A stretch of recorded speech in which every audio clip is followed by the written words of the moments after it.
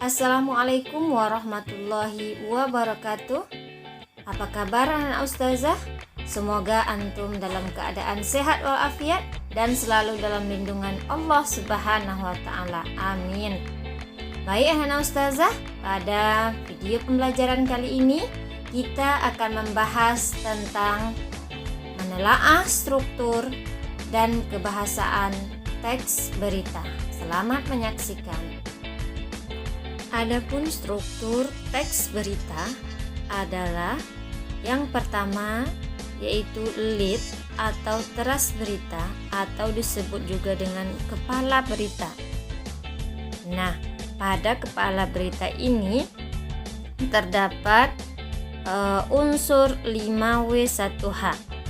Nah, kepala berita ini adalah suatu hal yang sangat penting di dalam teks berita karena menjadi daya tarik agar pembaca dapat tertarik untuk membaca seluruh berita.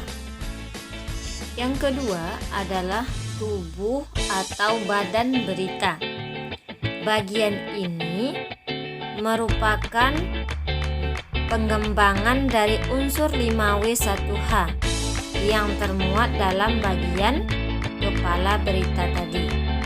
Nah, panjang pendeknya sebuah badan berita itu sangat dipengaruhi oleh kedalaman berita yang akan diinformasikan. Nah, bagian yang ketiga atau bagian terakhir dari struktur teks berita adalah kaki atau ekor berita. Nah, bagian ini berisi penutup berita. Bagian ini terletak pada bagian akhir dari sebuah teks berita.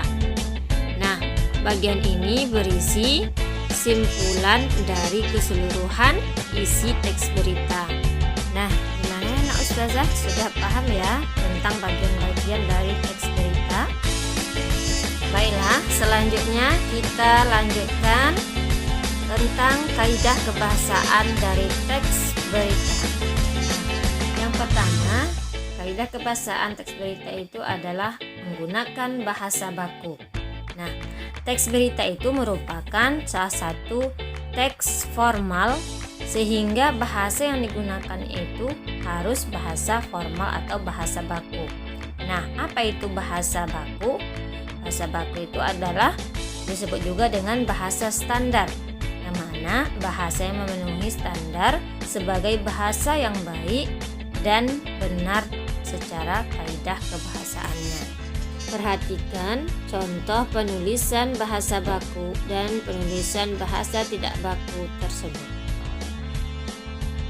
Baiklah, selanjutnya teks berita menggunakan pilihan kata atau diksi. Nah, pilihan kata dalam teks berita sangat memengaruhi persepsi pembaca. Terkadang redaksi menggunakan kata-kata khusus memengaruhi pikiran pembaca sehingga tertarik untuk membaca lebih dalam sebuah teks berita tersebut. Perhatikan contoh berikut. Kata-kata menimbun, menjarah, kerusakan, kerusuhan, mogok, dan lain-lain itu adalah contoh kata-kata yang sering digunakan di dalam teks berita.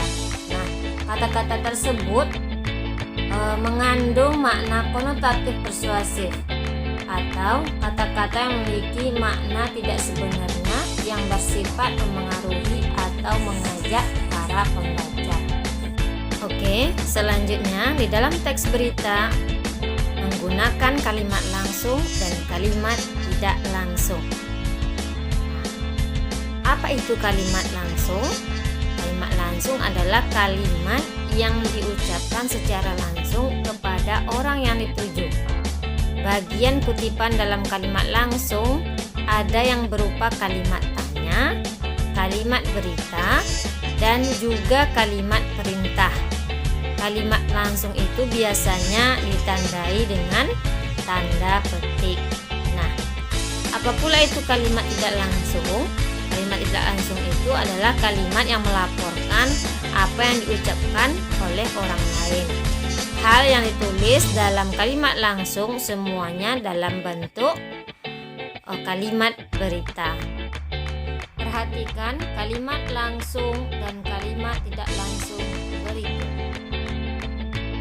Pembahasan teks berita selanjutnya yaitu menggunakan konjungsi atau kata sambung. Konjungsi atau kata sambung adalah kata yang berfungsi untuk menghubungkan satu kata dengan kata yang lain dan satu kalimat, atau disebut juga dengan konjungsi intrakalimat. Apa saja itu konjungsi intrakalimat? Itu ada dan, atau, dan tetapi. Selain konjungsi intrakalimat, juga terdapat konjungsi yang menghubungkan antara kalimat satu dengan kalimat lainnya, yaitu seperti lalu, kemudian, sehingga, dan lain-lain. Pada teks berita kali ini akan dipelajari tentang konjungsi bahwa, penerang waktu, dan konjungsi temporal, serta konjungsi sebab akibat. Perhatikan contoh berikut. Peristiwa tragis ini terjadi pada tanggal 25 Desember yang lalu, di mana 200 orang tewas dan 250 lainnya luka-luka karena kereta api kehilangan rem. Nah, dalam kalimat ini terdapat konjungsi yang menyatakan sebab akibat, yaitu ditandai dengan kata karena.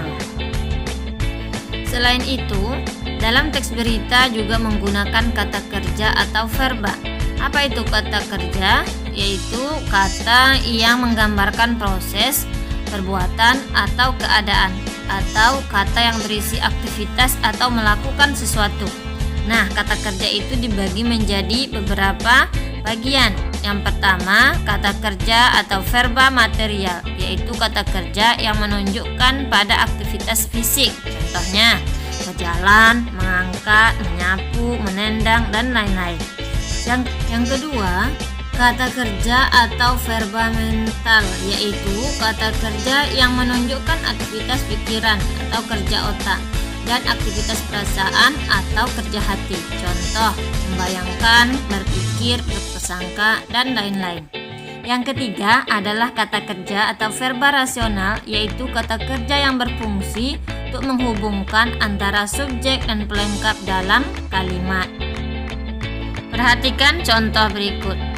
Merupakan, adalah, dan lain-lain.